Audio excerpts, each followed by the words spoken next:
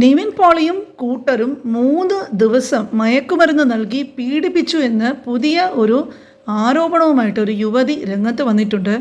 രസകരമായിട്ടുള്ള ഒരു കാര്യം, ഇതേ പെൺകുട്ടി ഈ പരാതി പോലീസിന് നൽകിയപ്പോൾ പീഡനത്തിനെ കുറിച്ചിട്ട് ഒന്നും തന്നെ പറഞ്ഞിട്ടില്ല, ഉപദ്രവിച്ചു എന്ന് മാത്രം പറയുന്നു. ഇപ്പോൾ ഹേമ കമ്മിറ്റി റിപ്പോർട്ട് വന്നപ്പോഴേക്കും അത് പീഡനമായിട്ട് മാറിയിട്ടുണ്ട്.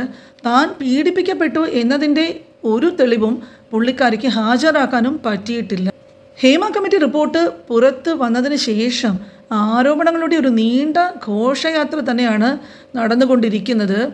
അതുപോലെ ഏറ്റവും പുതിയ ആരോപണം നിവിൻ പോളിക്കെതിരെയാണ്. അപ്പോൾ ആ ഒരു കുറവും ഇപ്പോൾ തീർന്നു കിട്ടി എന്നതാണ് പറയുവാനുള്ളത്. എന്താണ് ഈ പുള്ളിക്കാരിയുടെ ആരോപണം?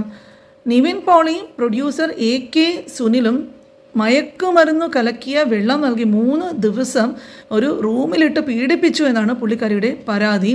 ഇതുമായി ബന്ധപ്പെട്ട് റിപ്പോർട്ടർ TVക്ക് പുള്ളിക്കാരി നൽകിയ ഒരു ഇൻ്റർവ്യൂവിൻ്റെ ഒരു ഭാഗം നമുക്ക് കണ്ടു നോക്കാം.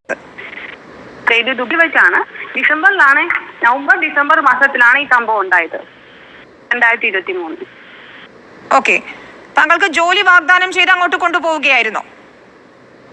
അവരുടെ ജോലി ചെയ്യുകയായിരുന്നു. ഞാൻ നേഴ്സാണ്, ഞാൻ അവിടെ ബേബി സിറ്റിംഗിൽ ജോലി ചെയ്യുകയായിരുന്നു. അപ്പോൾ ഇവരുടെ സുഹൃത്തായ ഒരു ശ്രേയ എന്ന് പറയുന്ന ഒരു പെൺകുട്ടി മുഖാന്തരം എനിക്ക് യൂറോപ്പിലോട്ട് പോകാനായിട്ട് ഏജൻസി വഴി ഒരു വിസ ശരിയാക്കി തരാമെന്നും പറഞ്ഞുകൊണ്ട് എൻ്റെ ഒരു 3 ലക്ഷം രൂപ വാങ്ങുകയും അതിൻ്റെ ഒരു സമയം കഴിഞ്ഞ് നമ്മൾ അവരോട് ചോദിച്ചപ്പോൾ അവരെനിക്ക് ഈ പ്രൊഡ്യൂസറെ AK സുനിലിനെ പരിചയപ്പെടുത്തി ഫിലിമിൽ ഒരു ചാൻസ് ഒപ്പിച്ച് തരാമെന്നും പറഞ്ഞ് എനിക്ക് പരിചയപ്പെടുത്തി തരികയായിരുന്നു ചെയ്തത്.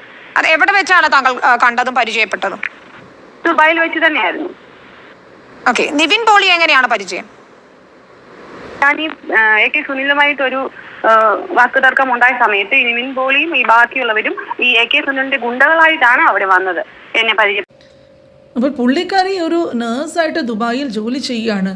വിദേശത്ത്, അതായത് USA-ലോ UK-ലോ ഒക്കെ തൊഴിൽ വിഷയമായിട്ട് പോകണമെന്ന് ആഗ്രഹിച്ച് യുവതി വന്നിട്ട് ഒരു ഏജൻസിക്ക് കാശ് കൊടുത്തു. എന്നിട്ട് 3 ലക്ഷം രൂപ ഏജൻസിക്ക് കൊടുത്തു എന്നാണ് പുള്ളിക്കാരി പറയുന്നത്. അവർ ജോലി സംഘടിപ്പിച്ച് കൊടുക്കാമെന്ന് പറഞ്ഞതിൻ്റെ പേരിലാണ് ഈ കാശ് കൊടുത്തത്. പക്ഷേ ആ ഏജൻസിക്ക് ഇവരെ കൊണ്ടുപോകാനായിട്ട് പറ്റിയില്ല. അതിന് പകരമായിട്ട് അവരൊരു ഓഫർ കൊടുത്തു. എന്താ ഓഫർ എന്ന് പറഞ്ഞാൽ, ഈ USA-ലും UK-ലും ഒക്കെ കൊണ്ടുപോകുന്നതിന്, ജോലിക്കായി കൊണ്ടുപോകുന്നതിന് പകരം ഒരു സിനിമയിൽ അഭിനയിപ്പിക്കാം എന്ന ഒരു ഓഫറാണ് ഈ പുള്ളിക്കാരിക്ക് ഇവർ കൊടുക്കുന്നത്. അപ്പോൾ മനസ്സിലാവാത്ത ഒരു കാര്യം എന്താണെന്ന് പറഞ്ഞാൽ, വിദേശത്ത് പോയി ജോലി ചെയ്യാൻ വേണ്ടിയിട്ട് പൈസ കൊടുത്തിട്ടുള്ള ആരെങ്കിലും ഒരു സിനിമയിൽ അഭിനയിക്കുമോ എന്നുള്ളത് സംശയമുള്ളൊരു കാര്യം തന്നെയാണ്. മാത്രമല്ല, അങ്ങോട്ട് 3 ലക്ഷം കൊടുത്താണ് ആരെങ്കിലും സിനിമയിലൊക്കെ അഭിനയിക്കുന്നത്. സാധാരണ സിനിമയിൽ അഭിനയിക്കുമ്പോൾ ഇങ്ങോട്ടാണ് പ്രതിഫലം കിട്ടുന്നത്. പുള്ളിക്കാരിയാണെങ്കിൽ അങ്ങോട്ടാണ് ഈ കാശ് കൊടുത്തിരിക്കുന്നത്. ബാക്കി കൂടെ കുറച്ച് കേട്ടിട്ട് വരാം. എനിക്ക് എന്നെ ഒരു റൂമിൽ ലോക്ക് ചെയ്ത് ഭക്ഷണവും വെള്ളവും ഒന്നും തരാതെ മയക്കുമരുന്ന് കലക്കിയ വെള്ളം മാത്രം തന്ന്. നിവിൻ പോളിയും ആ സമയത്ത് അവിടെ ഉണ്ടായിരുന്നു എന്നാണോ താങ്കൾ പറയുന്നത്? ഡിസംബർ മാസത്തിൽ അവിടെ ഉണ്ടായിരുന്നു. ഓക്കെ, മറ്റാരൊക്കെയാണ് ഉണ്ടായിരുന്നത് അവിടെ? ബീനു, കുട്ടൻ എന്ന് പറയുന്നവർ. ഇവരെ എനിക്ക് കണ്ടാലേ അറിയത്തുള്ളൂ. ഞാൻ അവിടെ വെച്ചാണ് അവരെ ആദ്യമായിട്ട് കണ്ടത്. നമുക്ക് കണ്ടാൽ മനസ്സിലാവും. പിന്നീട് എപ്പോഴാണ് താങ്കൾ നാട്ടിലേക്ക് തിരിച്ചു വന്നത്? ഒരു 17 ആയപ്പോൾ നാട്ടിൽ തിരിച്ചു പോകുന്നു. ഞാൻ അതുകൊണ്ട് ഈ കേസ് ഫസ്റ്റ് ഞാൻ ഇവിടെ ലോക്കൽ സ്റ്റേഷനിൽ കൊടുത്തായിരുന്നു. അവർ ദുബായിൽ നിന്നാണ് സംഭവമായതുകൊണ്ട് കേസ് എടുക്കാൻ പറ്റില്ലെന്നും പറഞ്ഞിട്ട് ഡൽഹി വിട്ട്. അത് കഴിഞ്ഞപ്പോഴാണ് ഈ ഹേമ കമ്മിറ്റിയും ഇതുപോലെ സ്പെഷ്യൽ സംഘവും വന്നതിന് ശേഷമാണ് ഞാൻ വീണ്ടും ഈ കംപ്ലൈന്റ് റിപ്പീറ്റ് ചെയ്തത്. നിവിൻ പോളി ഉൾപ്പെടെയുള്ളവർ താങ്കളെ മർദ്ദിച്ചു, അത്തരത്തിലുള്ള ആരോപണങ്ങളൊക്കെ?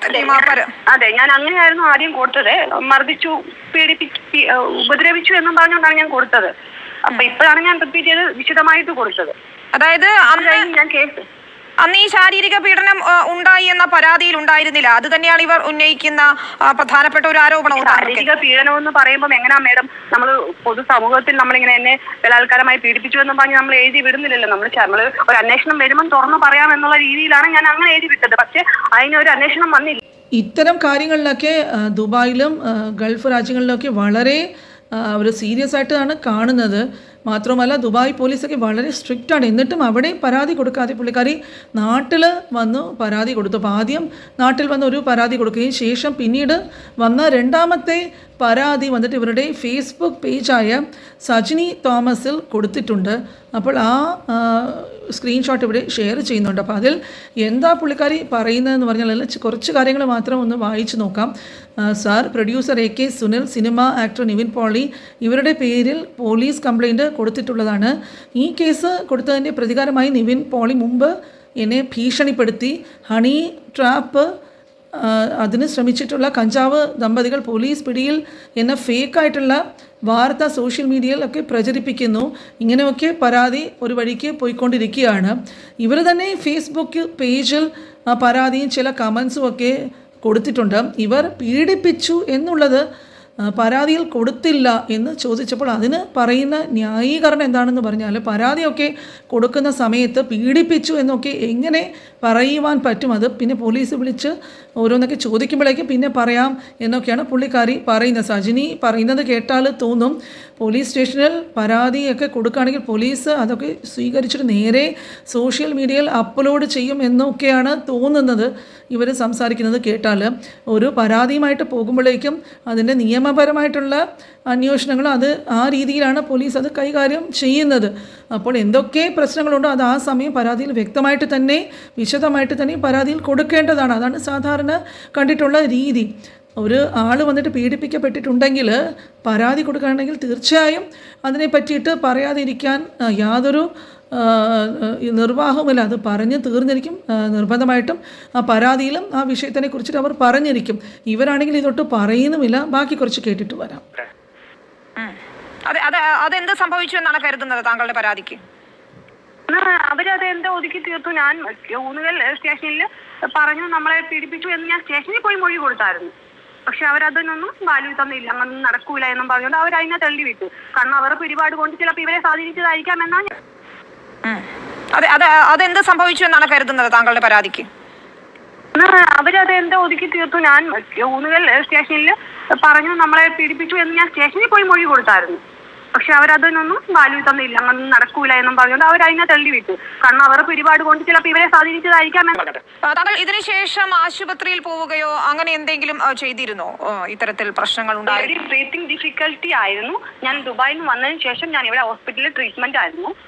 ബ്രീത്തിങ് ഡിഫിക്കൽട്ടി കൂടിയിട്ട് ഞാൻ അവിടെ ട്രീറ്റ്മെന്റ് ചെയ്യുകയായിരുന്നു.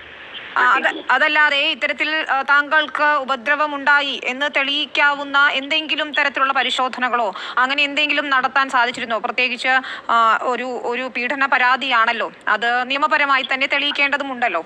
അത്തരത്തിലുള്ള പരിശോധന നടന്നിരുന്നോ? പോലീസ് പറയുന്നത് നമുക്ക് ഇങ്ങനെ ഒരു കേസ് കൊടുക്കണമെന്നോ കംപ്ലൈന്റ് ചെയ്യണമെന്നോ ഒന്നും നമ്മൾ വിചാരിച്ചിരുന്നില്ല.